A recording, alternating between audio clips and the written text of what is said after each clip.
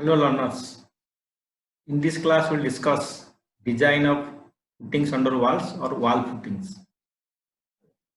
So the wall may be constructed as a masonry wall or it may be a concrete wall. So below this wall you require to provide the footings. So design of the foundations here will be the same principle of this already we have seen for the RCC footing under RC columns. But here the size of this given along the length of the wall. So only you have to decide the width of the wall, width and thickness of the wall. So let us discuss one problem on this footing under masonry wall and one problem on footing below RCC wall. So the first problem is the RCC wall 200 millimeter thickness and load is 400 kilonewton per meter length. Load is not intensity load is not kilonewton per meter square because along the length you have to provide the footing. So the footing will need width and thickness. So you need the width and thickness of these things, not this size, because other side will be the length. So in width of the footing and your thickness or depth of the footing, and length will remain per meter, and per meter length of these things. And it is given SBC of soil is given 200 kilonewton per meter square, M20 grade and Fe415 grade of steel. Write all the data given. P is given 400 kilonewton per meter and wall thickness is given 200 millimeter. Wall thickness means the wall will be here and below this there will be footing. So this thickness is given 200 millimeter. Diameter reinforcement is assumed 10 millimeter. So basically this will be again just like a slab. And effective cover is again 60 millimeter. For putting a minimum cover to reinforcement is 50. So the effective cover is taken here 60 millimeter. Now first you have to find size of footing. Size of footing means again you have to find the live load and the dead load of the things. As the dead load is not known, we generally take 10 to 15% of the load of the applied load to calculate this dead load of the footings. So here 10% of wall load is taken. So 400 plus 40. So that will be 440.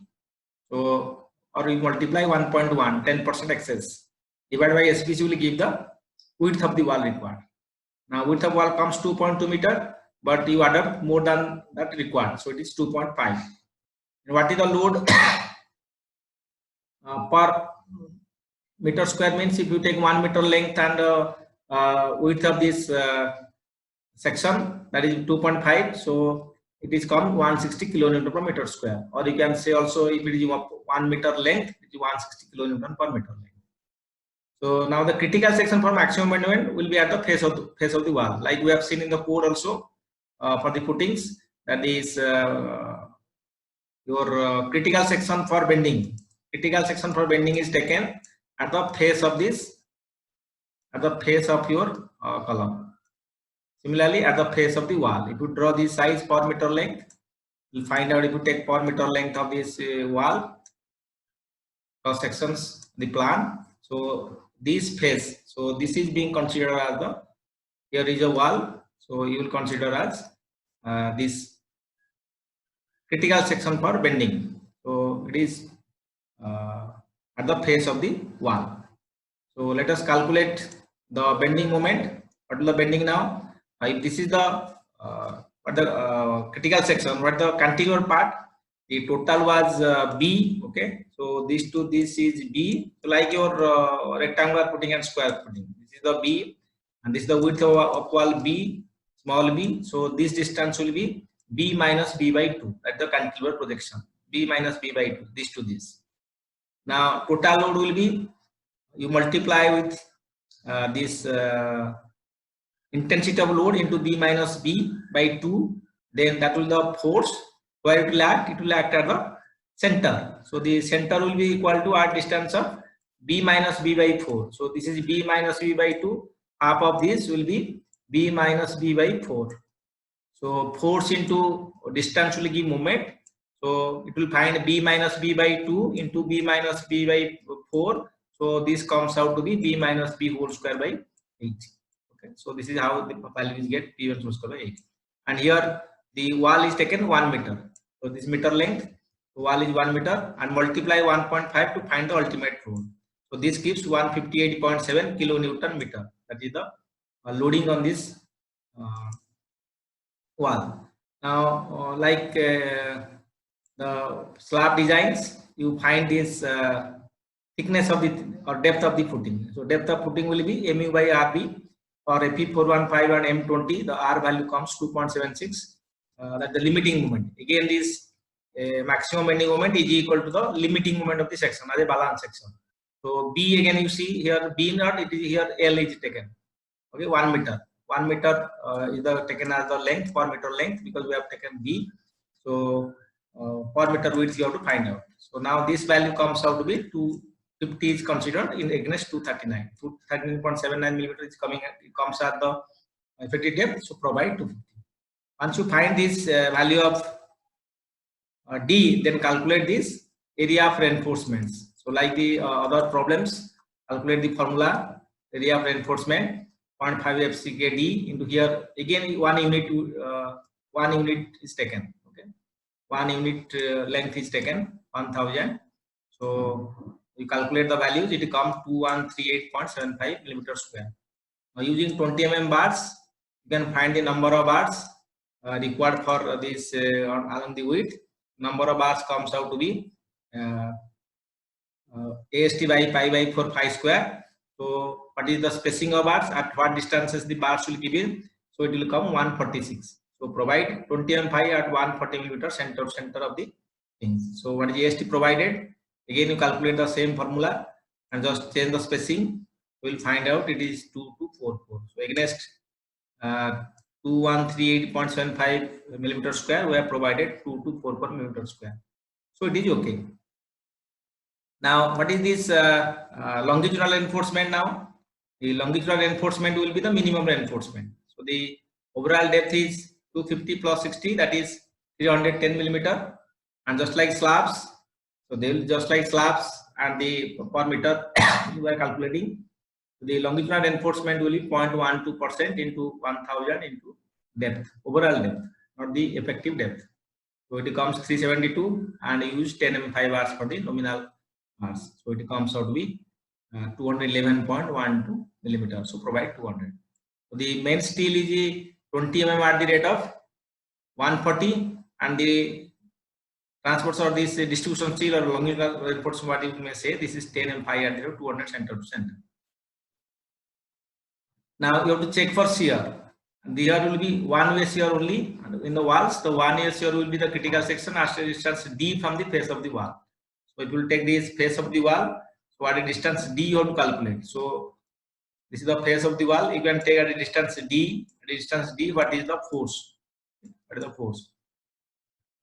So you draw the plan of the section, okay, and you will find this will come here. So this distance. So this much of area load will come. Okay. So per meter you are calculating this side, and then this is your value of B. So what will this distance? This will be B. This up to this is B minus B by 2. So this will be B minus B by 2 from center to onwards this. So this distance, this is B minus B by 2. Okay, and minus D. Minus D means effective depth at distance D. This is the critical section. So this is the critical section. So this will be minus B by 2 minus D. So whatever the intensity of load you are getting, multiply with this, you'll find the force. So that is being done here. The sheet. So now you'll calculate the shear force. Shear force will be P into 1 into B minus B by 2 minus D, and you'll find 140 kilonewton is the load. Okay. Now what is tau V? VU by BD. Okay. Depth is this. B is 1 meter. You have to take per meter width to provide the steel. So now it is 0.576, and PT, calculate the percentage of steel, and then calculate tau C from table 19 by linear interpolation. And since tau B is less than tau C, so there is no requirement of the shear reinforcement. Now in the section how to provide the steel. Now the steel will be provided like this. You have this main steel. Okay, this will be your main steel. It is 10.5. In the section is not shown. 25 at the rate of 140 center. You see what value we have obtained. Let us check. So we have obtained 10.5 200 here, 25 140. So 25 140 center. 25 140 center. Okay. And here you have to provide this distribution still. Longitudinal states will be provided here. Throughout the section will be provided like this everywhere. And this values will be 10.5 at the rate of 200 center. So this is regarding this detailing of this reinforcement detailing. And if you want to check development length, you can also say that B minus B by 2 shall be greater than LD. Okay. So that will satisfy. Also, you can check if you are interested in that. Now next, go to this another problem under masonry. Under the masonry wall, how the footing is designed. So we'll discuss another problem. Masonry wall 300 meter thick. Load is 160 kN per meter length. SBC 100. Use M20 and AP 415. So wall thickness is given. SBC is given. Again, calculate your effective cover. You take 60 millimeter, and you increase the load by 10% of this given load to find this total load divided by SBC will give the width. So the width is coming 1.76 meter, and we can take this higher than that value, that is 2 meter. So if it is 2 meter, then what is the intensity of loading? So load by area. Again 1 meter you have to take this length. It will come 80 kilonewton per meter square. Again this maximum minimum will occur at the face of this wall. So again for the same thing we'll find the cantilever portion B by 2, and then calculate the moment, multiply with 1.5 as the load factor, and you will find out this comes out to 43.087 kilonewton meter. Now for this value, calculate this area of steel. So area of steel, before calculating area of steel, you check the depth. So the moment is coming 43.087. So what will be the value of your effective depth? So effective depth will be mu by RB, and R, as you know, again for AP415 M20 it is 2.76. This is basically mu limiting. So again I am explaining mu limiting. You have seen that is equal to 0.36 into XU maximum by D, okay, into 1 minus 0.42 XU maximum by D, okay, into FCK. So this is equal to R, RBD square. FCK is 20 here, and XU maximum by D is 0.48 for your AP415. By putting all the values, find this comes out with 2.76. This formula is again given in page number 96 in appendix G1. So depth is 124. So provide the depth 150. So now the dimensions are fixed. Width we have provided, and width 2 meter, and depth we have provided. Effective depth 150. So you have to add this 60 millimeter cover, effective cover, to find out this overall depth. So once you fix all these dimensions, then you go for calculation of reinforcement. So for this moment we have already obtained 43.087. Calculate for the value of AST as you have calculated earlier also. So provide all these things, you'll find the area comes out to be 910. And now area is small, you can provide 12 bars. If area is large, you provide larger bars. Otherwise the spacing will be very less. So between these, so that the vibrator cannot go within the two rods. So there is sufficient space. We have seen the minimum space between the bars should know, and also maximum space is given 3D or 300 in case of slabs. So using 12 bars, now you'll find this area spacing comes 124. So I have provided 120 center, and the area provided. So area provided 942 millimeter square is greater than 910 millimeter square. So you are on the safe side.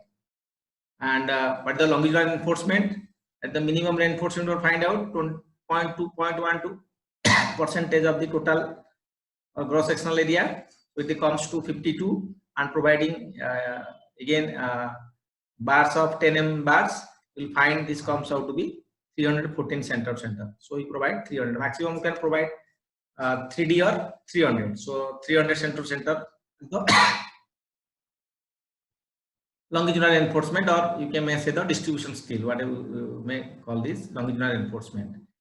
Now the one-way shear will again at the distance d from this critical section, will at a distance d from this face of the wall. So calculate the value of shear force, and that comes out to P into B minus B by 2 minus D, and we will find out this comes out to be 56 kilonewton. So tau B is equal to V by BD, and calculate this Newton per millimeter square. Okay, this unit is Newton per millimeter square, and then calculate the PT value. PT is equal to 100 AST by BD, and corresponding to the PT, calculate the value of tau C from table 19. So it will be 0.521 Newton per millimeter square, and check tau B less than tau C, because slab we are not providing any shear reinforcement. Once you find all these checks, you can draw the detailing. The detailing part again, the similarly like this your concrete footing. In this footing also you'll find out the reinforcement will like this. Again, this will be the this will be the main reinforcement, and this will be your longitudinal reinforcement. Okay, so spacings you have known, so put the spacing values. This is your 12 m5 rods at the spacing as you have obtained, and these are the 10 mm5 10 5 at the rate of 300 center of center. Okay, 300 center of center. And the spacing we have find main steel, that you have to find the spacing here. So this is the detailing part of these walls. So with this we conclude this design of footings under walls. Have a nice day.